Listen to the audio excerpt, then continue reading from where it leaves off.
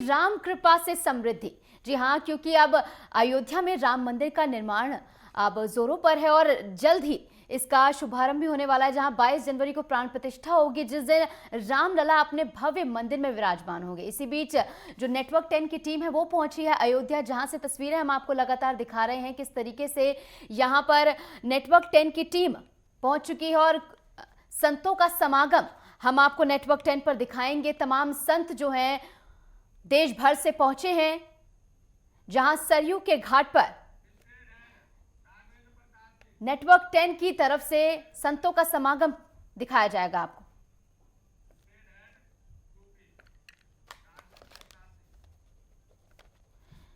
तो तैयारियां बेहद तेज हैं, जिस तरीके से वहां पर काम किया जा रहा है। इसी भी ज्यादा जानकारी के लिए जुड़ गए हैं हमारे स्टेट हेड राघवेंद्र प्रताप सिंह।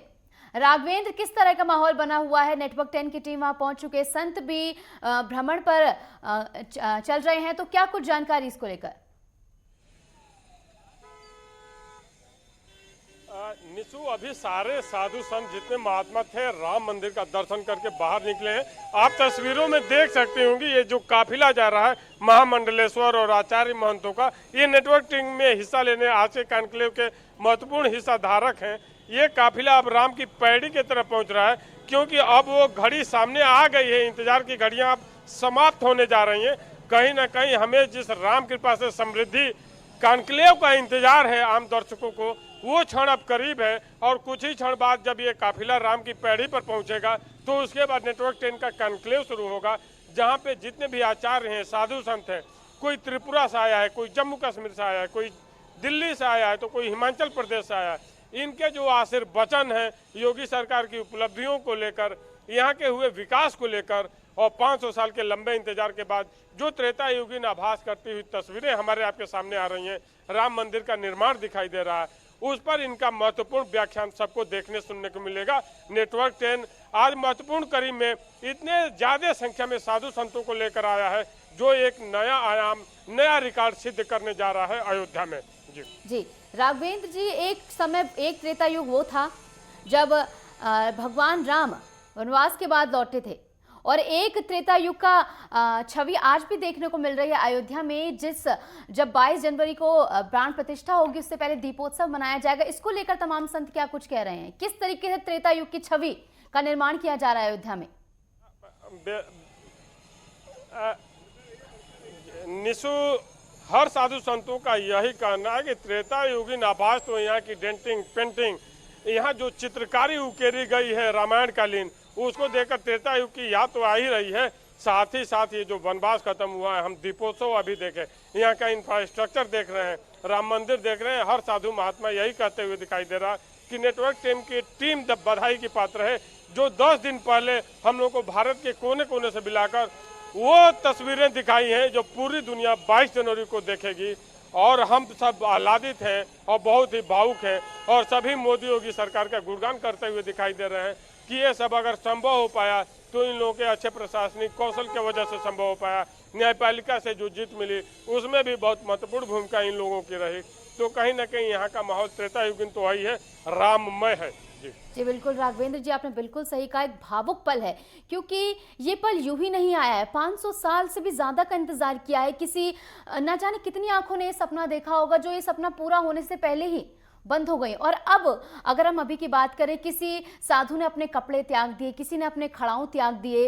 हम देख रहे थे तस्वीरें कि उसमें एक कपड़ा धारण करके वो पहुंचे हैं कि 22 जनवरी को जब प्राण प्रतिष्ठा हो जाएगी उसके बाद वो सर्दी के कपड़े धारण करेंगे, क्योंकि कड़कड़ाती ठंड में किसी ने चप्पलों का त्याग कर रखा है, ठंडी जमीन पर नंगे पैर वो चल रहे हैं।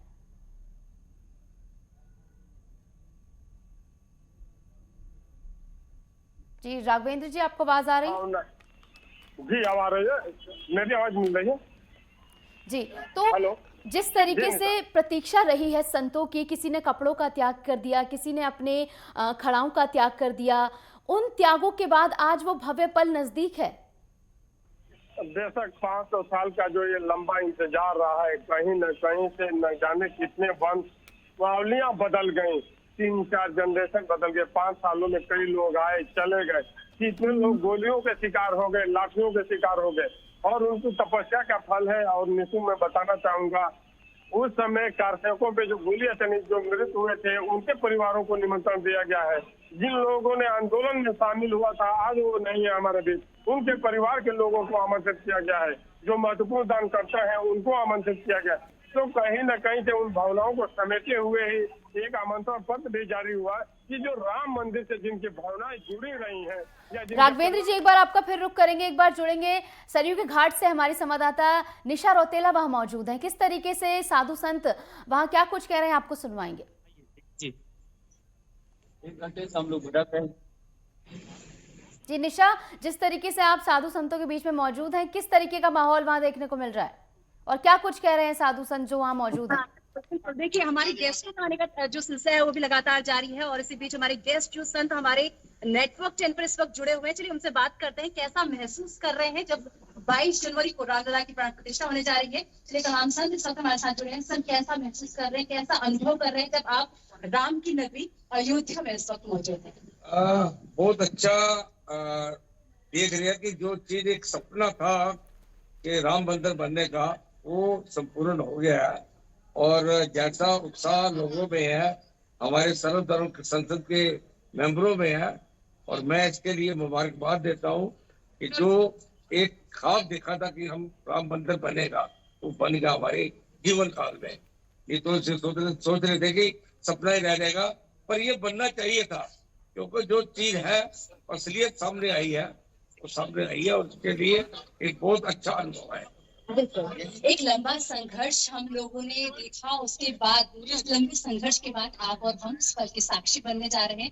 अयोध्या आप पहुंचे, कैसा अनुभव कर रहे हैं?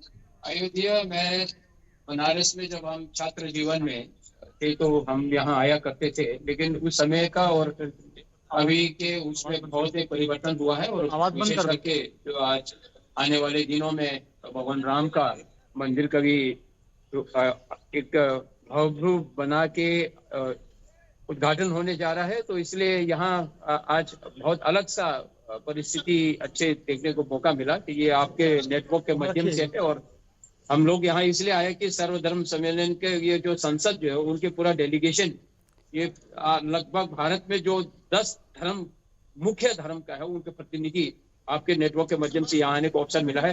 आपको भी बहुत बहुत मुबारक देता हूँ, और पूरे भारतवर्ष के लिए बुद्धिस्ट अनुयायी होने के नाते, एक अलग धर्म होने के नाते राम भक्तों को मैं बहुत बहुत धन्यवाद और आश्वासन करता हूँ कि आपका कार्यक्रम सफलता होगा और आपके विकास होगा। इतना ही मैं कहना चाहूंगा। बहुत शुक्रिया आपका।